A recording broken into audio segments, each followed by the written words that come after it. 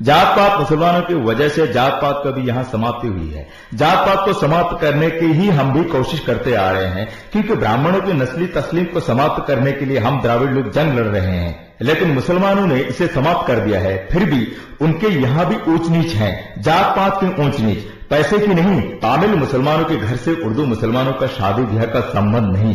बताइए इस प्रकार का बर्ताव फर्क क्यों अभी तक समाप्त नहीं हो सका? इसके लिए क्या काम हो रहा है?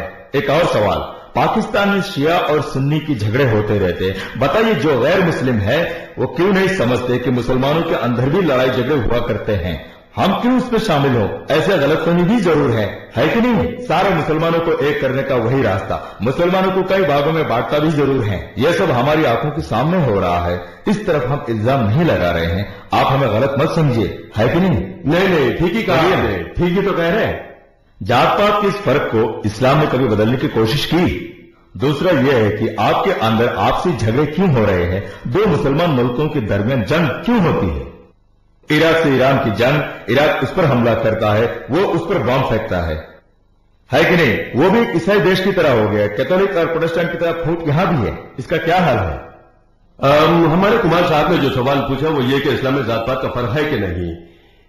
आपका यही सवाल है। सवाल की बुनियाद बताती है कि जो शिया सुन्नी फसादात पाकिस्तान में हुआ करते हैं हमारे देश में भी होते हैं, मगर उन्होंने जिक्र नहीं किया। मारेकल, लब्बे, राउतर, दखनी, हमारे अंदर भी मुख्तलिफ नामों से मुसलमान रहा करते हैं। ये सब देखते हुए ये समझते हैं कि हमें जात पात है। आप इनकार तो नहीं कर सकते। इस बात को आप दो तरह से समझ सकते हैं। हां, हमारे मुसलमान भाइयों को समझाने की बातें आखिर में मैं बताऊंगा, पहले आपको समझा देता हूं। जरा गौर कीजिए। मरकायर एक जात है। तमिलनाडु में कुछ मुसलमान मरकायर कहलाते हैं। मरकायर से क्या मुराद है? मरक्कल आयर।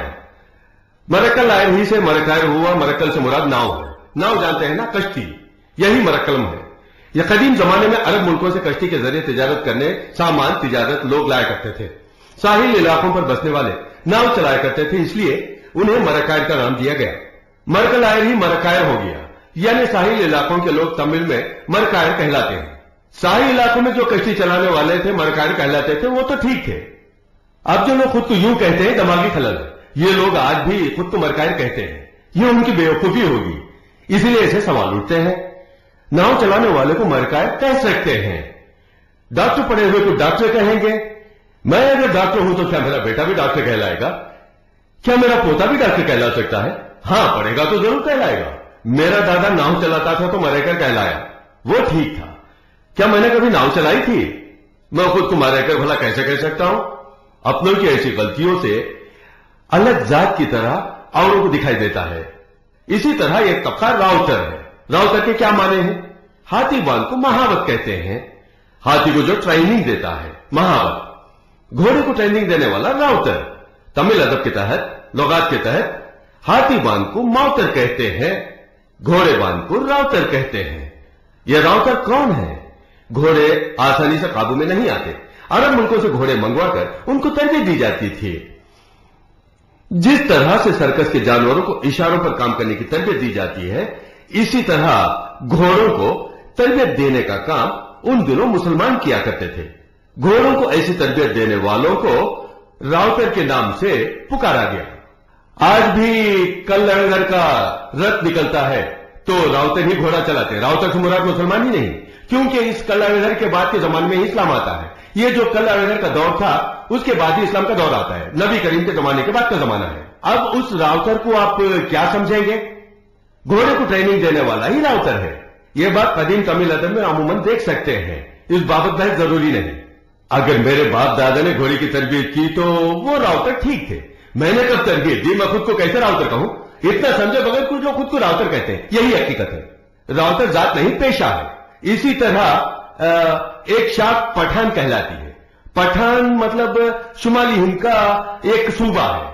किसी जमाने में वहां फसाद फूटा तो लोग घर बार छोड़कर यहां पनाह गजीन बनकर वो लोग आ गए पठान इलाके वालों के नाम से। तमिलनाडु तब भी अमन का गहवारा ही था। उन आने वालों को तमिल जबान मालूम न थी, इसीलिए अपने इलाके की निस्बत से पठानी के नाम से पुकारे जाने लगे। रफ्ता रफ्ता यूं हुआ उसी को जात बना लिया गया, जो कि बहुत ही गलत है। मुसलमानों ही की गलती है अपने आप को राउतर कहना या मरकर कहना। ये जो कुछ भी है इस्लाम की तालीम नहीं है। इसी तरह की जात पात की तकसीम या इस्तेमाल इस्लाम में काबिल मजम्मत के कमल है। लेकिन एक बात, एक हकीकत यह भी है, राउतर हो या मारेकार, लेकिन राउतर मारेकार के साथ नमाज पढ़ने से परहेज नहीं करता।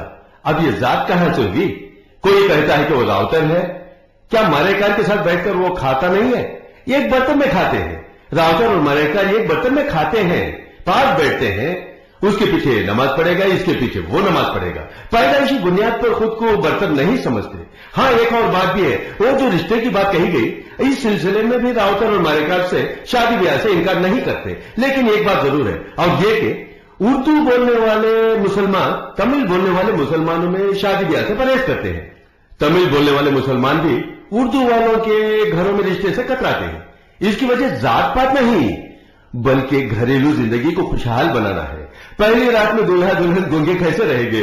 दूल्हा की बात दुल्हन को समझाना है कि नहीं? बीवी क्या कहती है मियां को समझना है कि नहीं? दो अलग अलग जबान वालों को ब्याह कर दे तो वो क्या बात कर सकेंगे, कैसे खुश रह सकेंगे? एक दूसरे से खुश रहने के लिए एक दूसरे की जबान का समझना बहुत जरूरी होता है कि नहीं? क्योंकि दोनों को एक साथ जिंदगी बसर करनी है। शौहर नमक मांगेगा और बीवी मिर्च डाल देगी तो क्या होगा? खाने पीने ही में कशीदगी आ पड़ेगी। बताइए क्या किया जाए? आप अच्छी तरह समझते हैं, ये उर्दू में कुछ कहे और वो तमिल में कुछ और समझे और उल्टा कर बैठे, कैसे चलेगा? सास बहू के झगड़े आज आप सब देखते ही हैं तमिलनाडु में क्या चल रहा है। सास का जुल्म सितम भी जारी है, जबकि जबान एक है, इतना सब होता है तो गैर जबान वाली बहू को घर में लाकर सास की बात बेचारी समझ नहीं सके और कुछ का कुछ कर बैठे, मामला ही बिगड़ जाएगा। इसलिए अगर ये लोग शादी ब्याह से परहेज करें तब तो कोई गलत बात न होगी। ये जो छूत छात यानी कि अछूत समझे, ये गलत होगा।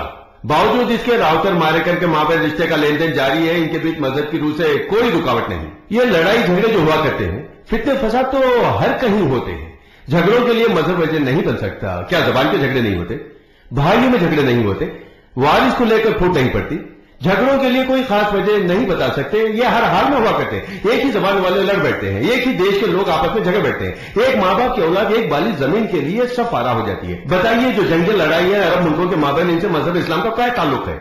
सियासी बर्तरी के लिए झगड़ लेते हैं, इसकी जमीन वो पकड़ लेता है, उसकी जमीन पर ये कब्जा जमाता है। ये सारे झगड़े मजहब से ताल्लुक नहीं रखते। हाँ, उन्होंने इस्लाम को नहीं समझा, झगड़े है, बस इतना ही।